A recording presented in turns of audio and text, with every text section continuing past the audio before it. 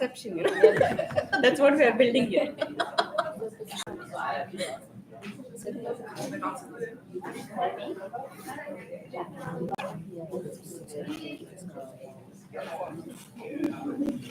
What did you say?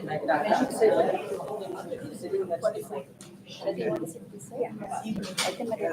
don't know when they will stop.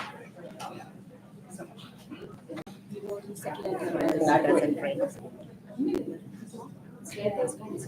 Add this, otherwise I don't fit.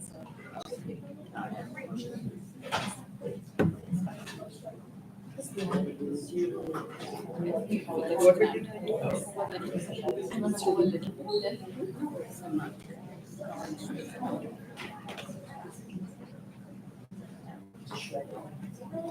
Should I stand? If you want to just. Should I just stand over there? Yeah. I feel I'm in the middle now. You're well dressed. It makes sense. It's off.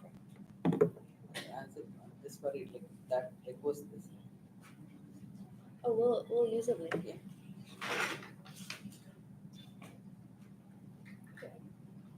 Good morning, everyone. Welcome to this organization, Open from Wisdom Wings. My name is Neha Anand, and I'm the co-founder for this amazing organization. I'm thrilled to see so many enthusiastic faces today, and thank you for joining us as we dive into our meetings theme in Women in STEM. Before we begin, let me tell you a little bit about Wisdom Wings. Our mission is to create a supportive community and where students from different schools and backgrounds can connect and explore their passions and learn how to pursue their careers and their dreams. We aim to empower individuals to take charge of their futures by providing resources, guidance, and inspiration. Whether you dream of becoming a surgeon, an artist, or an engineer, we, Wisdom Wings, is here to help you soar. We have an incredible lineup of speakers here who embody the spirit of innovation, determination, and leadership in STEM. They are here to share their journeys, challenges, and triumphs. Their stories will show us what possibilities women get when they enter the field of STEM. As we move through this event, I encourage you to take full advantage of this opportunity and ask questions and engage in discussions. And let yourself be inspired by amazing individuals around you. Now, without further ado, I would like to ask all our panel members to introduce themselves. Yeah, we'll start with Miss Mangalam. Hi, I am Mangalam. I'm working in Microsoft as a principal architect in the Azure platform. Hi, I'm Chaitanya. I'm also working in Microsoft currently in the security area. Good morning. My name is Sada Farid. I am working at Microsoft for the last 13 years now. I am in the cloud capacity supply chain and I'm building data centers for the world. Hi, my name is Haripriya. I'm working as a senior design ops program manager at Microsoft for Microsoft.learn. Everybody can go and learn in any course if they want to become a STEM professional. Hey, thank you so much for your introductions. And, I'm really excited to hear more about you. I want to start by asking kind of a general question to each of our 4 panel members. We'll start with Ms. Mangalam here. And I want to ask, what inspired you to pursue a career in this field? If you think about it, I started my career a couple of decades back there when the internet was not there and we started. And I'm coming from a business community, or my parents are being from the business community. And basically, like the machineries and the engineering around me, the design skills and everything just motivated me towards that direction, basically.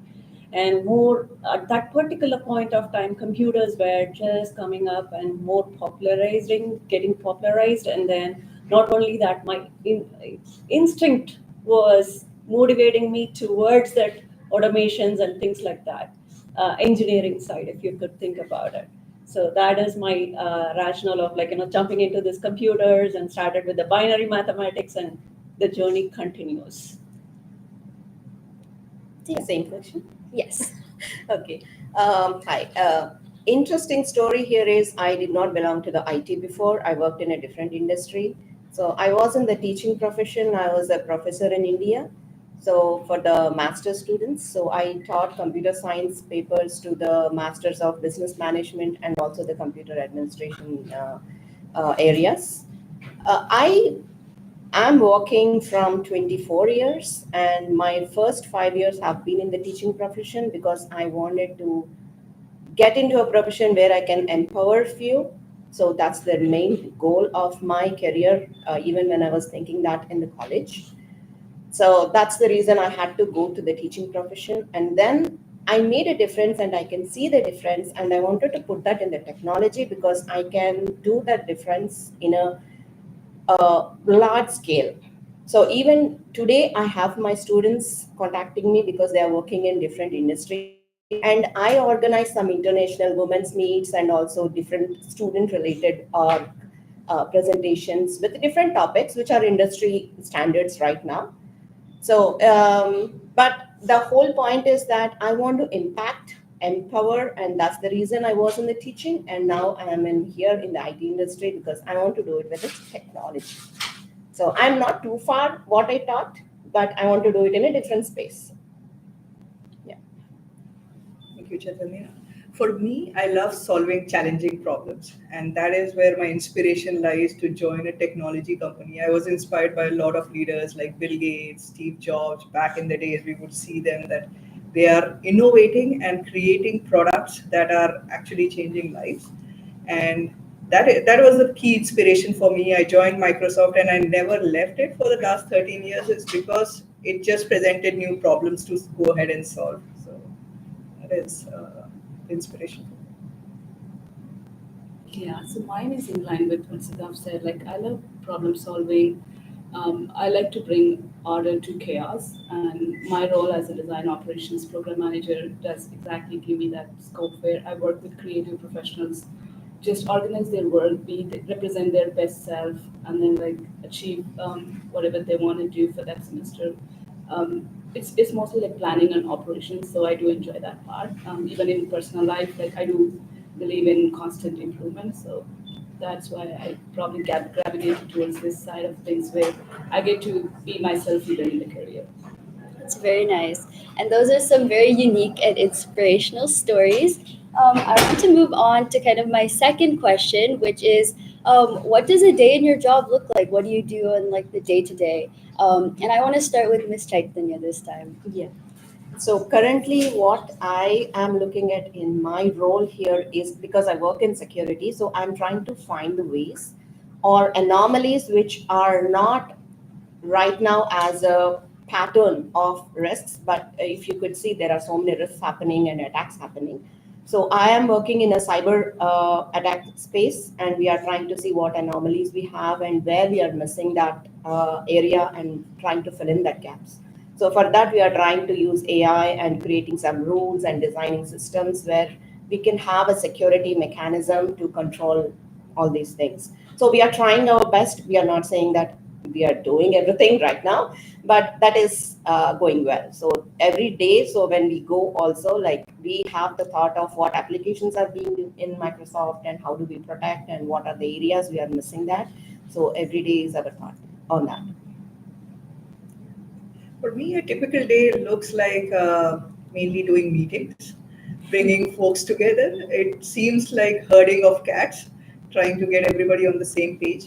But outside of meetings, we have to go through a lot of documentation. We have to prepare documents, read, work with engineers as well as on the business side. So what I do is solve a problem, right? So if there's a problem, I take that problem, try to understand it, and it's more like I've been given these breadcrumbs and I have to tell everybody how to make the recipe so that we can make the bread, right?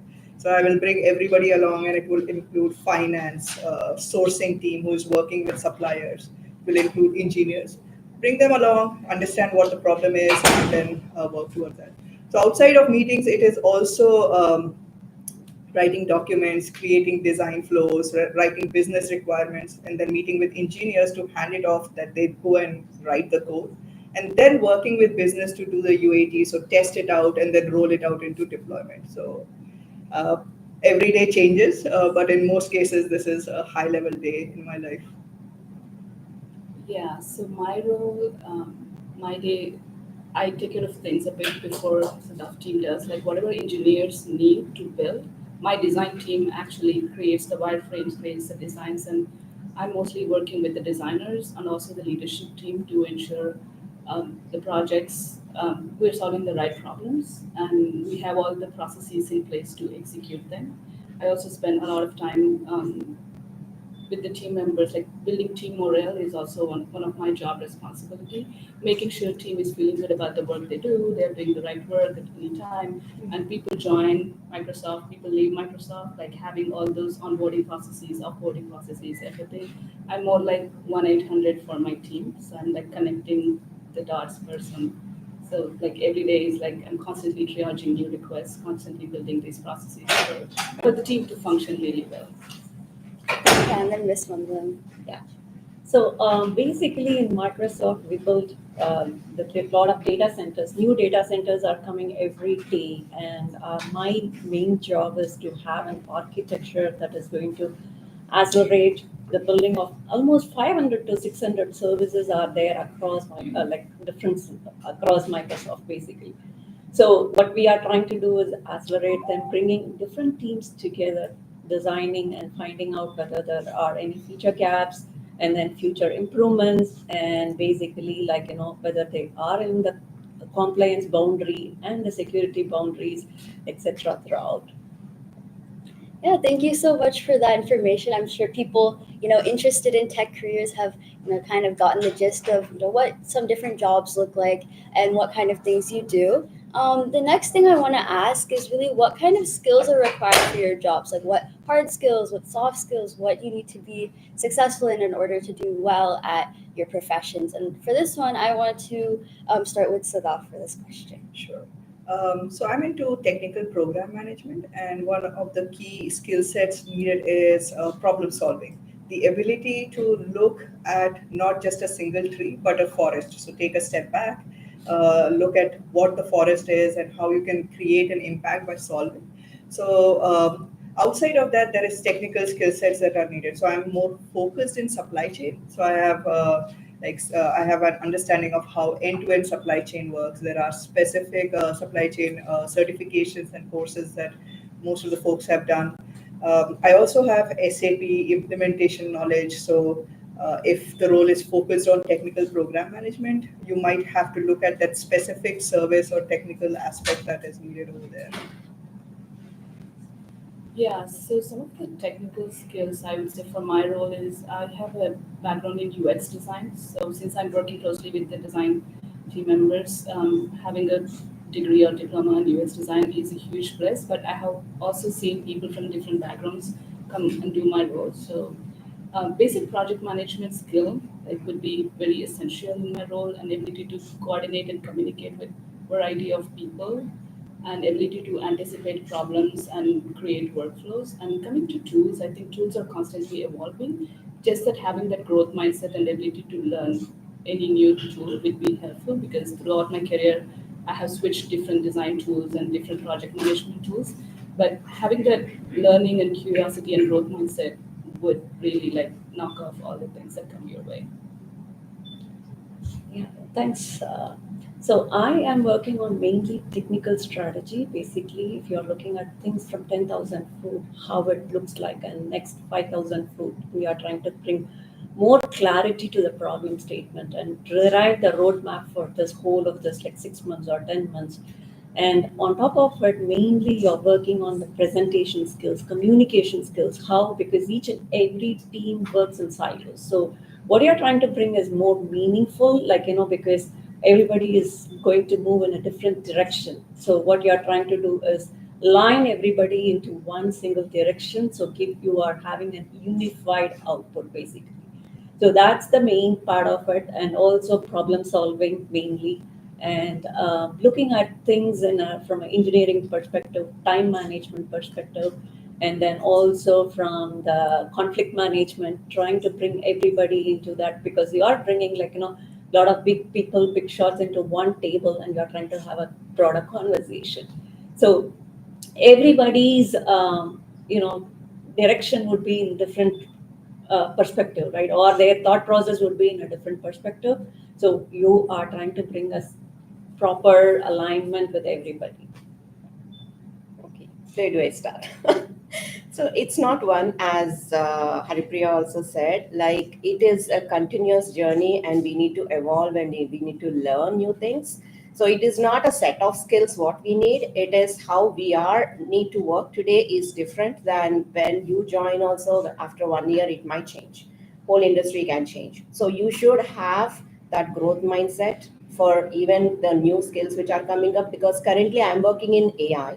I was an engineer. My thought process was all about the programming skills and the languages and all. I was a hardcore engineer at that time. So I had all that ability and the skills to do the engineering part. Even my profession as a professor also was teaching the same thing. So I didn't find much difference over there. But after that, Microsoft gave me good opportunities. I did multiple roles, not only engineering to service engineering to SDET, so developing testing tools in the testing area. So I did multiple roles which needed multiple skills. So what I'm saying is keep your thoughts open. So there is no set of skills which will say that this is enough for your career. You have to blend into any technology which is coming in if you want to make a career. So, and the foremost important thing is whatever technology you are learning or doing, so what you need is a soft skill. I used to teach even soft skills, so that will help you a lot, not only in meetings, in managing and planning. You need to know end to end what is happening. You cannot just be in one shoe. So to understand, so you need that soft skills. You need that information related to how you can actually approach people or also get the information from them or convince them if you think this is true with evidence. So you need that soft skills basically. So soft skills is very, very important in any industry. So just the technology is not enough. So both you need. So yeah, thank you so much for those wide array of skills that people can start developing, as well as some mindsets that people need to kind of accept to build a career in your space. The next question I have is kind of what training and education did you find most helpful for your job? Like, how did you kind of learn how to do your role, and what do you recommend kind of young people to think about as they pursue education and training for these kind of roles? And for this question, I would really like to start with Haripriya. Yeah. So I think I covered in the previous question. UX design, having a degree in UX design would be helpful for my particular role. Also, I have seen middle school teachers come and play my role. Like I myself, like my education is not in computer science. I did not go to the proper 4 years design school to be where I am at. But having a design skill is nice to have, but that doesn't mean like anyone else from any other backgrounds can also come into my role. Like I would say like this design operations role is pretty like low-key entry barrier. And as a part of hiring, I also write the job description. So basic qualification is 4 year degree, bachelor's degree. That's like must. If if you have a design background, that's definitely a plus, but that doesn't mean you cannot get into this. But yeah, 4 year degree, I would say it's a minimum barrier to enter into my job or like most of the tech jobs. Like how Chaitanya was reflecting, basically, I would reflect the same. It's the soft skills is mainly required communication, presentation skills, collaboration skills, and how to influence basically. And on top of it, what you are working, it's just the dedication is very important for you. And putting a heart together, like to find out a right balance and all those things is also essential. Engineering skills, basically, if you're more orienting towards the engineering, then you need to have the growth mindset that would really keep you learning on every day, basically, because it's not what is going to be now, is not going to be there in the next 10 years. So it's going to be a new era, I would say. So you need to keep up with the space and you need to be into that learning mode. Yeah, same thing. Like growth mindset is the main thing, and as mentioned even by Harpriya, like the basic is the graduation. So after the graduation, there might be many courses which you can go through. depending on the choice of the career, what you need. So, as I said, there is no particular defined set. So, this will be an evolving technology related area. If you're trying to, not only this one, even teaching field or any other field, it will not be constant. So, you need to keep your mind open. And for my role currently, if I'm doing only for these particular role, you need AI information. So I did not know AI before. The only once I taught AI was in 2002 to my students, but I don't remember anything. So now I had to do some courses on AI and understand what is going on with the cyber attacks and how do you design the AI system and how do you represent the rules. So it's a journey even for me. So I'm not saying that whatever I learned in my graduation is enough for me to go through this career. So now currently I'm on AI and security. So I have both the areas of AI and security tools and soft skills. This skill you cannot ignore because even the presentation skills, the soft skills is not only about speaking or presenting. Management is very, very important for you if you're choosing any career. So you need to have these soft skills in mind. I would concur with what everybody said here. I'm a huge fan of learning. For me, every year I will look at what are some of the new courses that have come. And the best way to do it is there's a lot of free resources available now, YouTube, Udemy, and there are like several resources that are available, even for AI or machine learning. Just go and take a look at those resources, look at those online videos, and if you think that you're having an interest, then you can go ahead and pursue and look at like some of the deeper certifications, like pay for them. But before paying, for me it's just to see that, hey, will I have interest in it? So for example, I'm in supply chain. I went ahead and did supply chain operational reference training. I'm in program management, so I did PMP, which is very specific. So outside of like basic education, which is graduation and masters, it is always like you have to be on that continuous free. And at the beginning of the year, I'll tell myself that, hey, these are like maybe change management is something I want to focus on. So there is ProSci change management training that is available. So I'll go and say that, okay, this year I would at least pick two new things that I want to learn outside of my scope of work. So huge fan of learning. We should always be evolving and growing with certifications. Can I add something? Oh yeah, for sure. Yeah, I just want to talk about my team in particular, which is Microsoft.learn.com. It's a great free platform if you want to go like learn about AI or software engineering or design or PM. It's a super cool resource, and we have like thousands of courses being launched every single day. So it's a great platform for you guys to check it out, just to see where your interests are. It's a free resource. By the way, I use that. You use that, yeah. So just want to promote my team here. Well, yeah, thank you so much for that information, especially, once again, driving the fact that we should always be learning and always be growing. The next part I want to ask is kind of what are your favorite parts of your job? Like, I know we've touched on this before, but really just like, what makes you enjoy your job? What do you really like about it? And for this question, I'll start with Miss Mangalam again. So basically, it's technology challenging every day. It's new learning, new challenges come, and then you have to face it out. You have to be spontaneous and have to have a quick turnarounds in various problem statements, right? So it's not going to be a simple one. So basically, it's just that challenges and problem solving skills, analytical skills. You have to combine your wear different hats. Like that's a main technical challenge. That makes me interesting or going every day behind solving problems. Yeah, it's the passion actually. As I said, I want to empower, and that's the reason even I chose two different careers.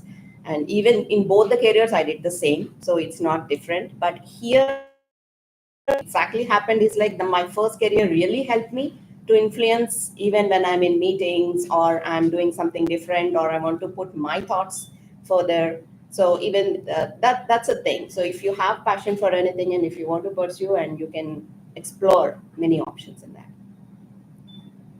I will also add to the same thing that it's the challenging problem that I get to solve that makes it interesting and going ahead and bringing everybody together. I'm working on 2 or 3 programs right now, and all of them are so complex that we are going in circles trying to solve it. That how do we reach the solution of that problem? So that is one thing. But apart from that, it's also the people.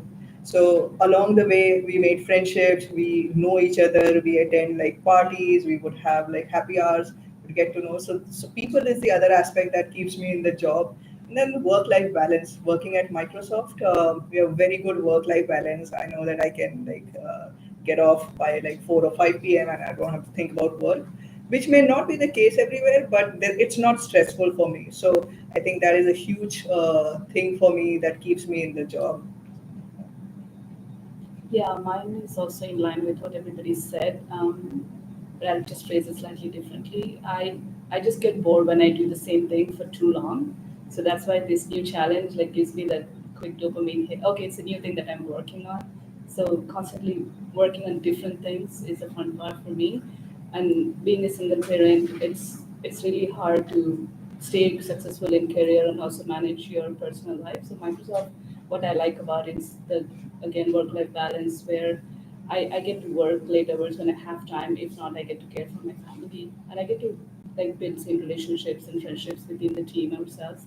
And me as a design program manager, I'm also um, one of my responsibilities is also to celebrate team members. So we have these monthly ceremonies where we celebrate different occasions, birthdays, wins, and everything. So it's very close to who I am as in person. So that's the best part about like my job.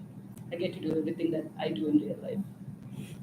Yeah, thank you so much. That really shows that, kind of tech careers can help you solve new challenges, experience new things. And that's something a lot of people are really passionate about. So kind of hearing your statements, I'm sure people are going to be more motivated to pursue these careers.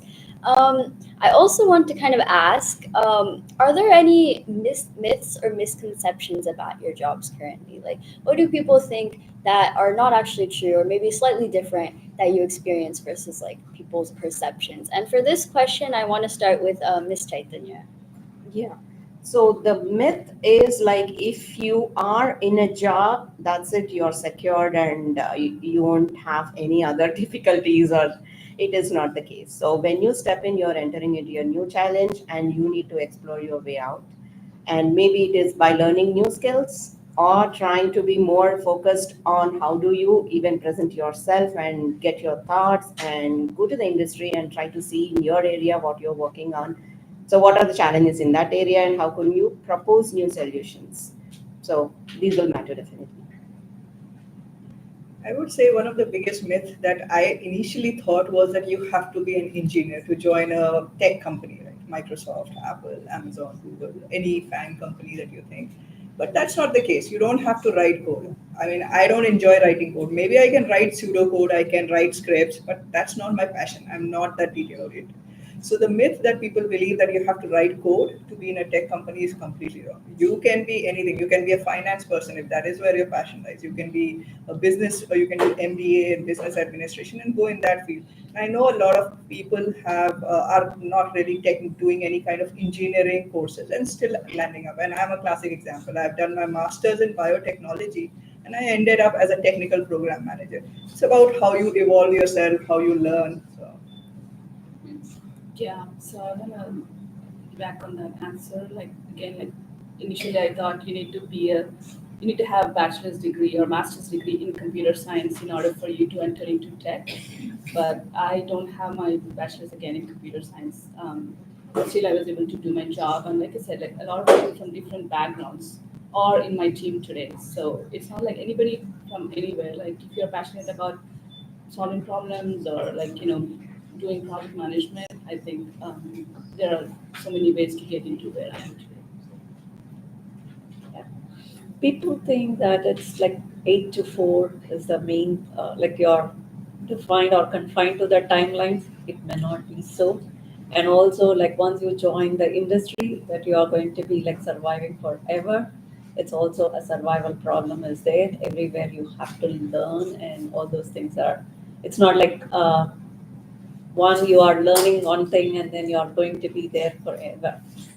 It's a consistent learning and consistent growth and goal oriented, and it may be a little bit of pressure of like people are getting more emotional and sensitive.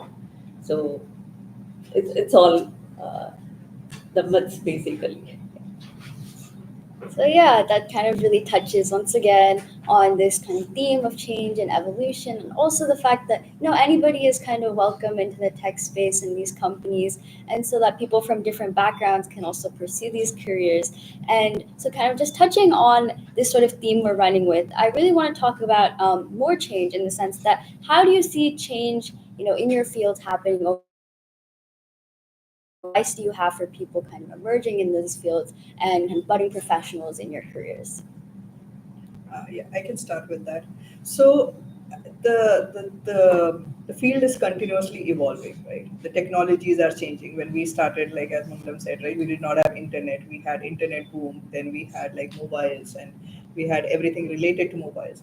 Now we are moving towards AI, artificial intelligence. We all have heard about Chat GPT, and some of them are even scared that at some point these new technologies might take away jobs. And that is where I feel that change is going to be there. We have to adapt ourselves. I heard this story somewhere that back in the days, they would have kids that would go and knock the door to wake people up, right?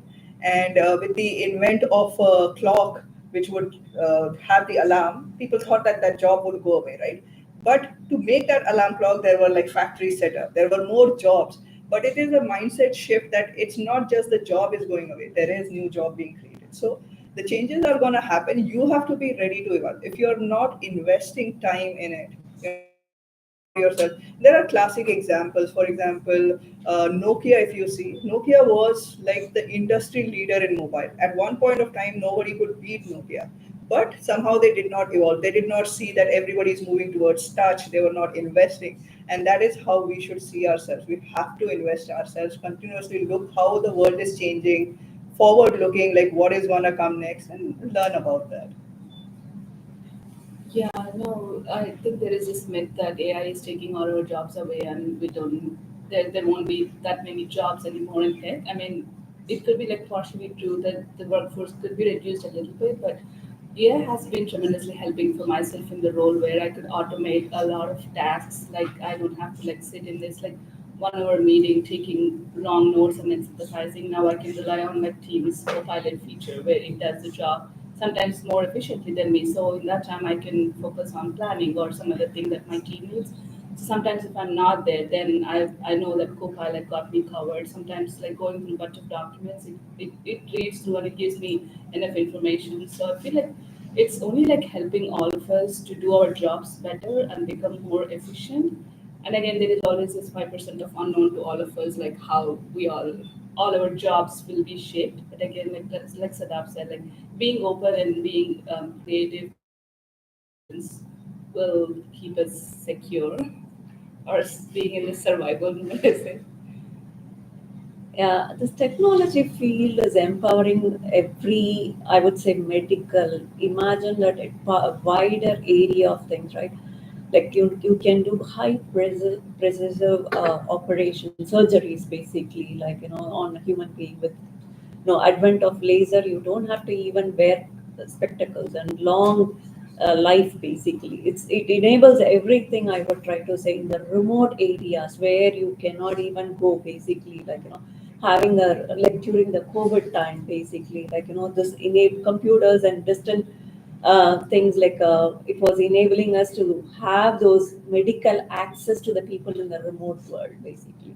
So you can imagine that it's going to give you like from every area, like now robots and everything is helping and helping with the uh, like small things, even in the hotels and where humans cannot even like impossible or not able to find them. You are able to get access to different things through the technology. So it's you cannot limit anything within the certain boundary. I would try even like like wide. If you think about the kitchen areas, it is like everything is easier with the technology. Whatever that you're, it's with advent of technology. That's what I would say. Yeah, same. The technology will evolve. So before 2012 or 2011, we did not know what is Azure and what are coming up. So we used to do everything in technology on the on-prem. And now when Azure was invented, now we had a big boom of like we have to move everything to Azure. So that's a new technology for everybody around the world. And now the same thing is evolving with the AI. So we have some learning to do. Whenever the change happens, we have to learn. So there is no way if you have to evolve yourself, then you have to take up whatever industry is offering you. So it will not stop here. It will be more intense going forward because the technology is evolving. That means the changes also will come so fast. So we should be in a growth mindset always and try to take that changes. Okay, so that is all for the questions that I have. Now I want to kind of open it for a few minutes to Q&A. So what kind of questions do you guys have? Yeah, go ahead. I work in aerospace, which is another segment of tech, and I would completely agree with all the things that the women here have so eloquently said, things about technology and AI and soft skills, even, again, totally different from Microsoft and aerospace. All of those skills are really important, and I would add just constantly being open and curious. And I think curiosity is what leads to your passion. So the things that you find interesting, always dig deeper because you'll find something, you'll find your passion. And so it's so nice to see that so many of the things that you say at Microsoft is completely transferable in aerospace and in other industries that I've worked. So very nice. Any other questions? Yeah, go ahead. I would like to ask, do any of you ladies work in the artificial intelligence area for Microsoft? The reason I'm asking that is I know that they had a problem for a while with the appointment of the leader of that group. And I hope that that has been resolved. And then also the commitment with the government on how far you can go and what you can do. So That might not be in my area to answer. We look forward for that too, yeah. Yes, go ahead. I'm wondering, so, I think as you guys were talking about, that like a lot of people assume that there's certain classes that you have to take or like skills that you have to have to go into tech. I'm wondering if there are any classes or things that when you were in university that you took that have nothing to do at all with your tech field, but that you think made you kind of a better professional, in your field. So as I mentioned, mine was completely computer science background and major in computer science while I was in the college. And even my master's was around it. I did not know what is soft skills. I did not know what are the presentation skills to go around the industry when I had the project to do in the last semester. We did not have so much of exposure. So I had to take some soft skills related trainings and that helped me. And also there were some technology related trainings which are not offered with the course. So at that time in 99s and 2000s, so those technologies were just evolving. So we had to go separately for those courses and which were not being offered with the universities. So these two were really, really important even for my growth in all the career, whatever I had.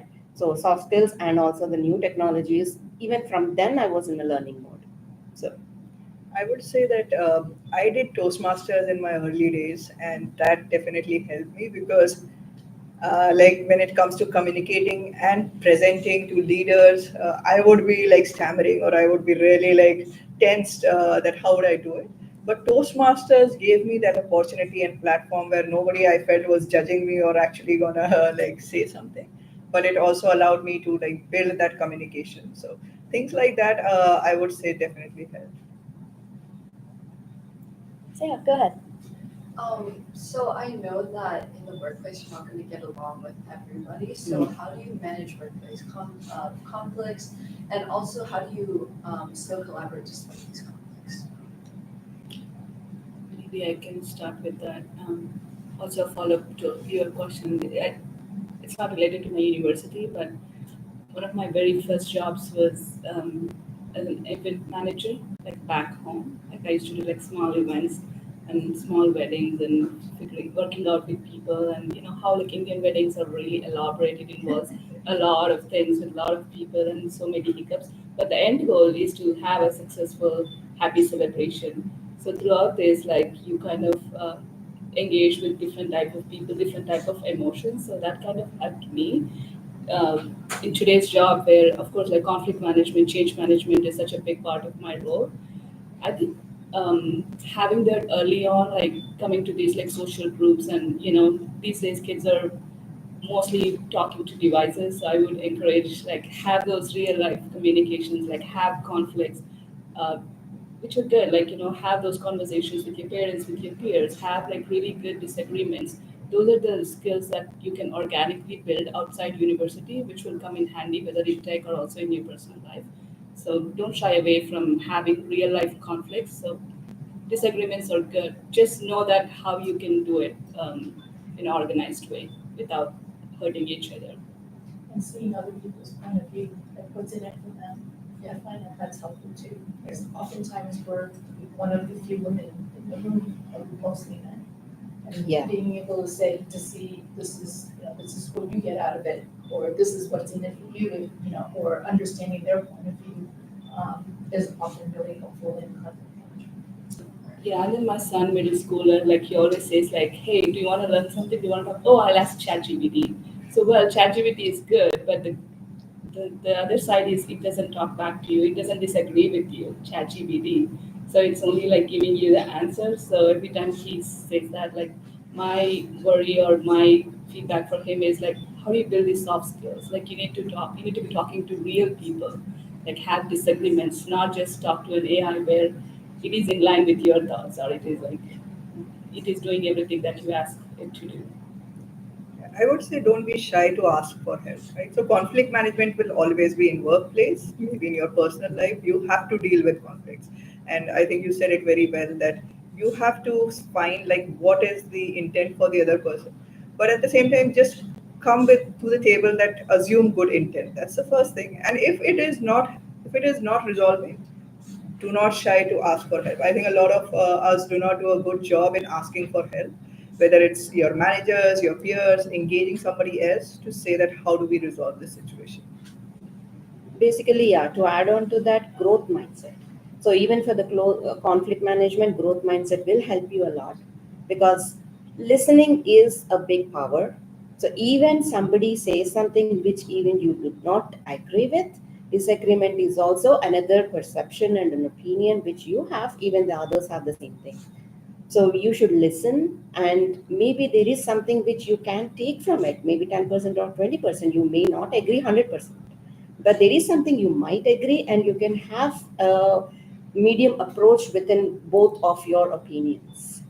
So yeah, listening and having growth mindset will help. And also to add on top of it, like teamwork, basically, align with one single goal, right? Teamwork, and also emotional intelligence, and like negotiate the working at the negotiations and things like that. All those skills are going to enable you to come out of this interpersonal conflicts. So it's more about like what you want to have in the overall growth, right? It's not the interpersonal, like whether what I say or what you say matters.